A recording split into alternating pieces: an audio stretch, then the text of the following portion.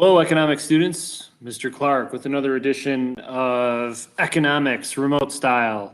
And what I'm going to teach you in this video is I'm going to run through the three scenarios, the three W-2s that you were assigned to complete for class. And then I'm going to go over the answer keys. And if you have any questions, make sure you jot them down on a piece of paper, email them to me, so on and so forth. And hopefully this video helps clarify any questions or concerns you have about filling out a tax return, because that skill is essential in real life. So let's get into it. This is scenario one. Some things you got to be aware of in scenario one. All the information is given to you right here. This is a single person, cannot be claimed as a dependent, okay, and does not have any dependents. So what we can infer from that is that that person does not have any children, and at the same time is not living with his parents anymore, is just single and ready to mingle. He made $46,234 from a single job, also made some investments and made $450 on those investments. So let's say you invested money in a CD or mutual fund, something like that. At the end of the year, the bank has to send you what's known as a 1099 INT, in which the bank has to report that income that you made to the federal government. So this information is sent not only to you from the bank, but also to the IRS, to the federal government. So you have to report that as taxable income. So that's what we need to know here about this person. $450 in interest that they earned, that's taxable income. Their gross income is $46,234, and they paid about $8,191 in taxes to the feds. Okay, so knowing that, let me upload my first answer key here. And I'm going to go through this one a little quicker than I will the other two because we did do this in class. Notice that there are some lines you got to fill out that are more important than others. So line 1, line 9, line 11 and 12, line 14 and 15 are the most important, okay? So go ahead and just look through this, make sure it makes sense. What I did is I put the person's gross income right there in line 1. The interest that they earned, I put it there in line 2, and then I added it together. So their total gross income, if you include the interest, is $46,684. Because they're single, this person gets a deduction of $12,400 from the federal government. That's the federal government's way of saying, hey, we get it. Like over the course of the year, you got stuff you got to buy, you got bills, things like that. So we're going to take off $12,400 from your taxable income. So instead of this person being taxed at this amount, because remember, the more you make, the more you pay in taxes. So instead of the federal government taxing this person on the $46,684, they're going to tax this person on the $34,284. If you did $46,684 minus the standard deduction of $12,400, you would get $34,284. So that means that that person, their tax is going to be based off of that amount. So if I were to share my screen with you really quick, and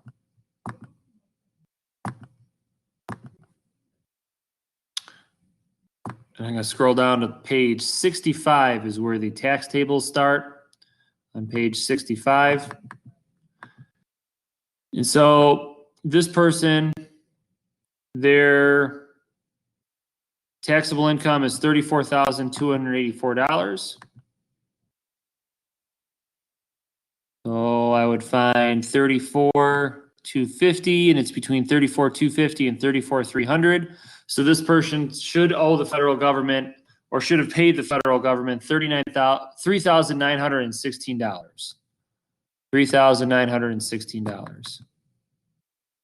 Okay, so if I were to move over to the second page, I write that right there. So that's essentially the federal government saying, based off of your income, you should have paid us $3,916 over the course of the year. But this person didn't pay that. If you look at the W-2 for this person, the W-2 for the year is $8,091 if you round up. You can round up here. This person paid $8,091 in taxes to the federal government over the course of the year. So you would put that in line 25 and also 25D. Scroll down. A lot of this stuff you're just carrying over. So this person paid $8,191 in taxes to the federal government, but the feds were saying, well, you should have paid us only $3,916. So this person way overpaid over the course of the year, paid way too much in taxes to the government than he or she was supposed to. So what you do is you take 8,191, subtract 3,916, the taxes they were supposed to pay, and you get an overpayment of $4,175. So this person is going to get back $4,175 from the U.S. government during tax season. And obviously they would put that in line 35A. They say, hey, how much of that do you want refunded to you? Do you want to carry any over into next tax season? Obviously, most people are going to put, yeah, I want all of it back. So they're going to put $44,175 right there. And one way to expedite this, to make it quicker so you get the money, put in your routing information and your account number if you have a checking account, because it takes anywhere from 6 to 8 weeks for the federal government to send you a check by mail. But if you were to do it online or give them your direct deposit information, you should get that payment in anywhere from 2 to 3 weeks, usually. Okay. If you were to do this online through like an H&R Block, something like that, QuickBooks, you should get your money anywhere from like 1 to 2 weeks, depending on the time you file. So a couple takeaways here. A lot of taxes, if you look at this, it looks pretty complex, but you'll notice that especially for filers like you guys who are just starting out, you don't have a lot of exemptions and deductions, things like that. A lot of this stuff, you just leave blank. And if you follow the instructions, it's pretty self-explanatory. Like if you just read through these instructions, they'll take you to the right spot and you should know what to do. It's really 3 steps. Step 1, you put in your gross income. Step 2, you subtract your deduction. Step 3, you find out how much you're supposed to pay in taxes. Step 4, you figure out how much you actually paid in taxes. And step 5, you just do some subtraction to figure out how much you either still owe the government or the government owes you. It's really 5 steps. You could break it down that way. Okay. So let's move on to scenario 2. Maybe I won't spend as much time on scenario 2 and 3. You can pause the video as well if you want to check your answers here. So for scenario 2, this person this person is the one that had the scholarship. So they made like $21,104 in wages and also received a $5,000 scholarship, I believe. Scholarships, in most cases, unless it says otherwise, are treated as taxable income. So if you were to get a college scholarship, you're supposed to, again, read the fine print. Some scholarships may vary, but most of them you're supposed to claim as taxable income on your tax return. So you do $5,000 plus the $21,104, and this person's gross income for the year is $26,104. You just carry it down. Their standard deduction, because they're single, is $12,400. So you subtract that from their gross. And so the amount they're taxed on is $13,704. If you were to use the tax table again, like I did for the previous 1040, you want to find 13,704.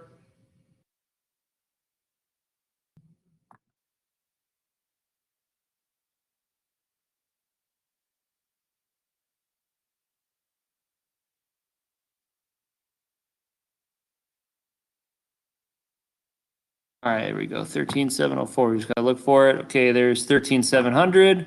There's $13,750. So the tax that they should owe or should have paid to the government over the course of the year because they're single is $1,450. So let's just check that.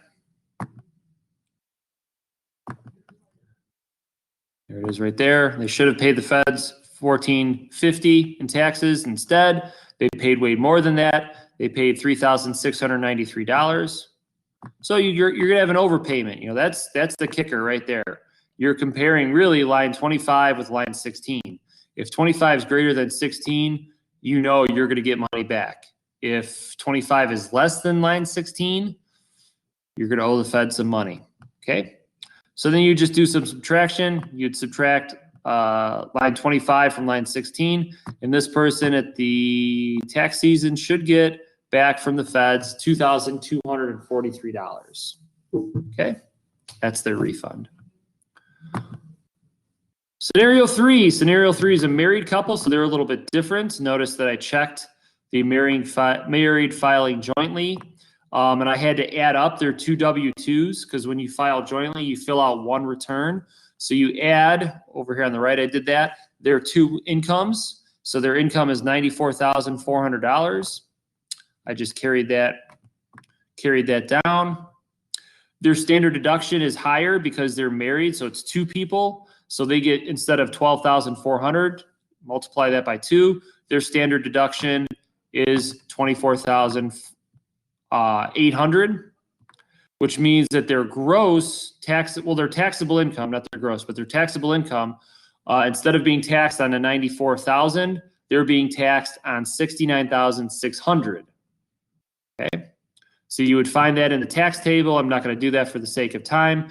And the feds in the tax table for this year felt like this married couple should have paid them $7,960 over the course of the year in the taxes. But they paid way more than that. If you add up person one's W-2 taxes and person two's W-2 taxes, add them up, they paid $16,522 to the federal government in taxes over the course of the year, which if you're this married couple, you're probably hugging each other and very excited and booking a trip because they're going to get $8,562 back from the federal government. They paid way too much over the course of the year, and they're getting about $8,500 back. Okay? So if you have any questions, make sure you write them down, send me an email, bring them up in class. Again, 5 steps. 5 steps. Let's just review those really quick.